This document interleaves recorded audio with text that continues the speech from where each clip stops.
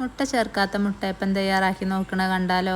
അപ്പോൾ 2 കപ്പ് അരി 6 മണിക്കൂർ വെള്ളത്തിലിട്ട് കുതിർത്തിയിട്ട് പിന്നെ അത് കഴുകിയിട്ട് മിക്സിൻ്റെ ജാറിലിട്ട് കൊടുക്കുക. പിന്നെ 2 കപ്പ് അരിക്ക് 1 കപ്പ് ചോറ്, പിന്നെ 1 കപ്പ് വെള്ളം അതൊഴിച്ചുകൊണ്ട് നല്ല ഫൈനായിട്ട് അരച്ചെടുക്കുക. എന്നിട്ടൊരു പാത്രത്തേക്ക് ഒഴിച്ച് കൊടുക്കുക. പിന്നെ പാകത്തിന് ഉപ്പിട്ട് കൊടുക്കുക.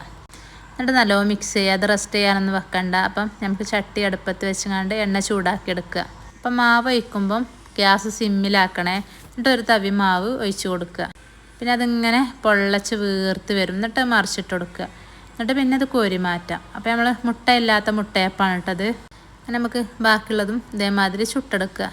അപ്പോൾ നമ്മൾ ഭൂരിയൊക്കെ പൊങ്ങി വരുന്ന മാതിരി നല്ലോണം പൊള്ളച്ച് വീർത്ത് വരും. അപ്പോൾ ഇതിൻ്റെ ഫുൾ വീഡിയോ നമ്മളെ ചാനലിലുണ്ട്. അപ്പോൾ നമ്മളെ വീഡിയോ കണ്ട് ഇഷ്ടമായെങ്കിൽ ഒന്ന് ലൈക്ക് ചെയ്യണേ. അപ്പോൾ അങ്ങനെ മുട്ട ചേർക്കാത്ത മുട്ടയപ്പം തയ്യാറാക്കി നോക്കാത്തവരൊക്കെ ഉണ്ടെങ്കിൽ തയ്യാറാക്കി നോക്കുക.